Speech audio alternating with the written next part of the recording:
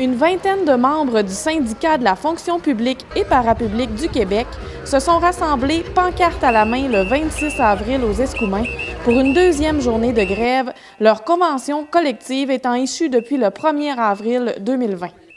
Devant les bureaux de Service Québec, ils se sont fait voir sans toutefois interdire l'accès aux services ministériels dits essentiels.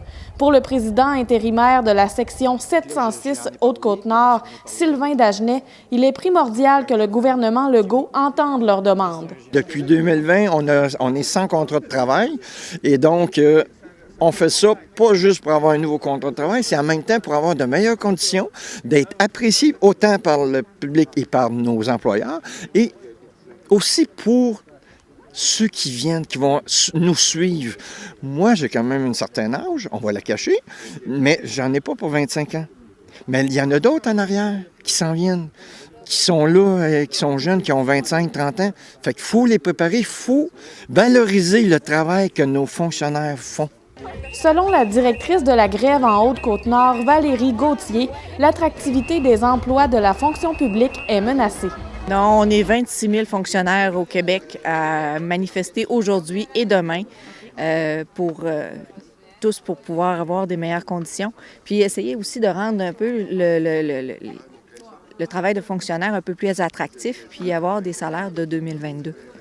La pénurie de main-d'œuvre est d'ailleurs un enjeu de taille pour les ministères, selon les deux porte-paroles. Les salaires sont tellement bas, les postes sont très peu attractifs. On manque d'effectifs partout. Ça fait que on ne peut pas donner un service de qualité puis un service adéquat aux citoyens. Les gens vont préférer se retourner vers le public plutôt que avoir un poste au gouvernement parce que les salaires sont vraiment pas compétitifs, là. Dans les 2 derniers mois, dans le BSQ, il y a eu 2, 3, il y a eu 4 départs. Et il y en a 3 qui sont partis pour un endroit qui est plus payant, plus attractif, plus intéressant. Fait que il y a un autre endroit il y avait 2 postes ouverts et ça fait 5 personnes qui engagent. Le monde ne reste pas parce que les tâches sont trop lourdes, mais vraiment beaucoup trop lourdes. Et ils se découragent, ils ne restent pas. Là, il y en a qui ont fait 2 semaines puis on dit « Oh non, oublie ça, c'est trop de charge pour l'attraction que ça apporte. » t'sais. Les préjugés sont également présents dans la société en ce qui concerne le travail des fonctionnaires. Pour Sylvain Dagenet, qui œuvre dans la fonction publique depuis quelques années seulement, il est vrai que les employés se font invectiver.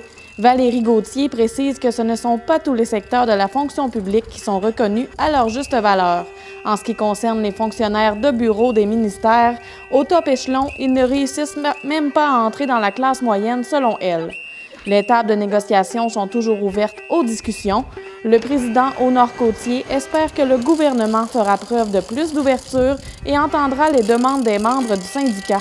Quant à la directrice de grève, elle soutient que l'objectif en bout de ligne est d'offrir un meilleur service aux citoyens.